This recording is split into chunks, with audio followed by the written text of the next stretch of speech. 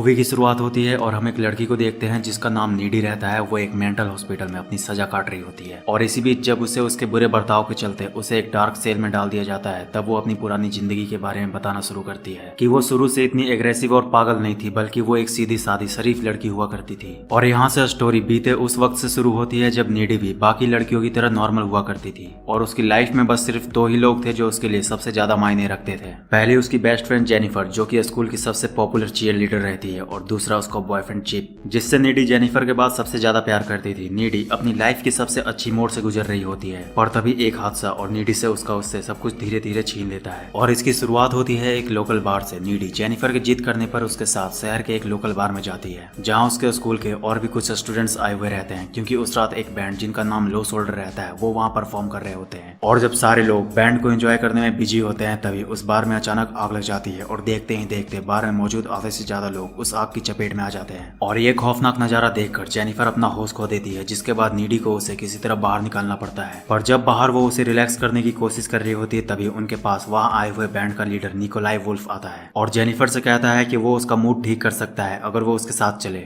Nikolai की बात सुनकर जेनिफर उसके साथ जाने के लिए मान जाती है, पर नीडी को कुछ गड़बड़ महसूस होती है, क्योंकि उतने लोगों के मारे जाने के बाद भी उस निकोलाई के चेहरे पर दुख का नामो निशान नहीं रहता। उसे देखकर ऐसा लग रहा था कि इस हादसे से उसे बहुत खुशी मिल रही है। जिसके बाद नीडी जेनिफर को रोकने की बहुत कोशिश करती है, पर वो नीडी की बात नहीं सुनती और उन लोगों के साथ चली जाती है। और जब वो कुछ घंटों के बाद वापस आती है तो उसमें पहले जैसा कुछ भी नहीं रहता। वो पूरी खून से सनी हुई रहती है, उसकी हरकतें इंसानों वाली नहीं रहती और उसकी चीख ऐसी रहती है जिसे सुनकर रोंगटे खड़े हो जाए। और ये सब देखकर नीडी को अपनी आंखों पर यकीन नहीं हो रहा होता। वो जेनिफर को देखकर बहुत डर जाती है और उससे वहां से जाने के लिए रिक्वेस्ट करने लगती है। और उसके जाने के बाद वो पूरे टाइम यही सोचते रहती है कि उसने जो अभी देखा वो सच था या सपना। नीडी को लगता है उसने जेनिफर को खो दिया है, पर अगले ही दिन स्कूल में जेनिफर एकदम नॉर्मल होकर नीडी के पास आती है और उसके सामने ऐसे बिहेव करती है जैसे पिछली रात कुछ हुआ ही नहीं था। और इस बात से नीडी और भी ज्यादा कंफ्यूज हो जाती है कि उसके साथ ये सब हो क्या रहा है। वो इस बात पर यकीन करे कि जेनिफर नॉर्मल है या फिर पिछली रात को जो उसने जेनिफर को करते हुए देखा उस पर। वो ये सब सोच ही रही होती है कि तभी उसे जेनिफर की एक और अजीब बिहेवियर देखने को मिलती है। जब टीचर्स सभी बच्चों के सामने बार वाले हादसे के बारे में जिक्र कर रहे होते हैं और अपना दुख दिखाते हैं, तभी जेनिफर ऐसे रिएक्ट करती है जैसे मौत उसके लिए एक मजाक हो। और ये देखने के बाद नीडी ये सारी बातें अपने बॉयफ्रेंड चिप को समझाने की कोशिश करती है, पर वो उसे ये कहकर चुप करा देता है कि वो पिछली रात के हादसे की वजह से सदमे में है, इसीलिए उसे ये सब अजीब अजीब ख्याल आ रहे हैं। वहीं दूसरी तरफ जेनिफर की हरकतें और भी ज्यादा अजीब होने लगती है। वो जहाँ पहले स्कूल के किसी लड़कों को भाव तक नहीं देती थी, वो खुद एक लड़के से जाकर कहती है कि वो उससे प्यार करती है और उसे अपनी बातों में फंसाकर स्कूल के जंगलों में लेकर चली जाती है। और फिर हमें जेनिफर का एक और खौफनाक रूप देखने को मिलता है। वो उस लड़के को बहुत बेरहमी से जान से मार देती है और उसका सारा खून पी जाती है, जिस वजह से उसे इतनी पावर मिलती है कि वो अपने किसी भी जख्म को पल भर में ठीक कर लेती है। पर हमें जेनिफर की एक और बात पता चलती है। जब बहुत दिन बीत जाते हैं और उसने कई दिनों से किसी का खून नहीं पिया होता, तो हम देखते हैं जेनिफर बहुत कमजोर और नाजुक दिखने लगती है। जिसके बाद वो अपनी भूख मिटाने के लिए नीडी की मदद से वापस अपने स्कूल के एक लड़के को फंसाती है, नीडी से ये कहकर कि वो उसके साथ डेट पर जाना चाहती है। और फिर जेनिफर उस लड़के को अपने घर आने के लिए इन्वाइट करती है, जिसके बाद रात होने पर वो लड़का उसके घर जाने के लिए निकल जाता है। लेकिन जेनिफर के घर पहुंचने से ठीक पहले उसे भी कुछ अजीब महसूस होता है, क्योंकि जेनिफर के घर के आसपास जितने भी घर रहते हैं सभी खाली रहते हैं। पर जेनिफर से मिलने की खुशी में वो इस बात को इग्नोर कर देता है। वहीं दूसरी तरफ नीडी को महसूस होता है कि जो लड़का जेनिफर से मिलने जा रहा है उसके साथ कुछ बुरा होने वाला है। जिसके बाद नीडी भी तुरंत जेनिफर के घर जाने के लिए निकल जाती है, पर तब तक बहुत देर हो गई रहती है, क्योंकि जेनिफर उस लड़के को मार चुकी होती है, जिससे उसकी सारी पावर्स वापस आ जाती है। जिसके बाद उसे जैसे ही पता चलता है कि नीडी उससे मिलने आ रही है, तो वो खुद जाकर नीडी को रास्ते में ही रोक देती है और उसे डराकर वहां से भगा देती है। पर इसके बाद वो खुद नीडी के घर जाती है और उसे सारी बातें बताती है कि उसके साथ क्या हुआ था और वो ऐसा कैसे बन गई। वो बताती है कि जो रॉक बैंड वाले उसे अपने साथ लेकर गए थे वो सभी शैतान पर यकीन करने वाले लोग थे, और उन्होंने शैतान के एक रस्म को पूरा करने के लिए उसे उनके शहर के उस झरने के पास लेकर गए थे, जिसे लोग शैतान का झरना मानते थे, क्योंकि उसका पानी जमीन के अंदर कहाँ गायब हो जाता था वो आज तक किसी को पता नहीं चल पाया था। जिसके बाद वहां ले जाने के बाद उन्होंने उसे प्योर समझकर शैतान को उसकी बलि चढ़ा दिया था, ताकि शैतान उनकी सारी इच्छाओं को पूरा कर दे। पर क्योंकि वो प्योर नहीं रहती, तो उनके जाने के बाद वो फिर से जिंदा हो गई और शैतान ने नाराज होकर उसकी बॉडी पर कब्जा कर लिया। जेनिफर की बात सुनकर नीडी को उसके लिए काफी दुख होता है, पर जेनिफर उससे कहती है कि उसे इस बात का कोई अफसोस नहीं है, क्योंकि उसे इस हाल में मजा आ रहा है, क्योंकि अब वो जो चाहे वो कर सकती है, बस टाइम टाइम पर उसे उसका शिकार मिलता रहे। जेनिफर की बात सुनकर नीडी समझ जाती है कि वो आगे भी लोगों की जान लेना बंद नहीं करेगी, जिस वजह से नीडी जेनिफर को लोगों के लिए खतरा मानकर उसे रोकने का डिसाइड करती है। और इसके लिए वो शैतान की बहुत सारी किताबों को जाकर पढ़ती है, जिससे उसे पता चलता है कि वो जेनिफर को तभी मार सकती है जब वो भूखी हो। पर इतना सब कुछ करना उसके अकेले की बात नहीं थी, तो वो फिर से चिप को जाकर समझाने की कोशिश करती है, पर चिप इस बार भी नहीं समझता। तो वो उसे जेनिफर से सेफ रखने के लिए उससे ब्रेकअप कर लेती है ताकि जेनिफर उसके जरिए उस तक ना पहुंच पाए। और कुछ टाइम के बाद वो दिन फिर से आ जाता है जब जेनिफर वापस से कमजोर हो जाती है और उसे नए शिकार की जरूरत पड़ती है। और इस बार वो अपने शिकार को फंसाने के लिए स्कूल फंक्शन को चुनती है क्योंकि उसमें पूरी स्कूल एक साथ इकट्ठा होने वाली रहती है और किसी का ध्यान दूसरे पर नहीं होने वाला था कि कौन क्या कर रहा है। और नीडी भी इसके लिए रेडी रहती है। वो जेनिफर को रोकने के लिए पूरी प्लान के साथ वहाँ आती है। पर इससे पहले वो पार्टी में लो सोल्डर्स को परफॉर्म करते देखती है और उसे पता चलता है कि लो सोल्डर्स अब एक बहुत बड़े रॉक स्टार बैंड बन चुके हैं। पर उसे एक और बात पता रहती है जो लो सोल्डर्स को नहीं पता रहती, और वो ये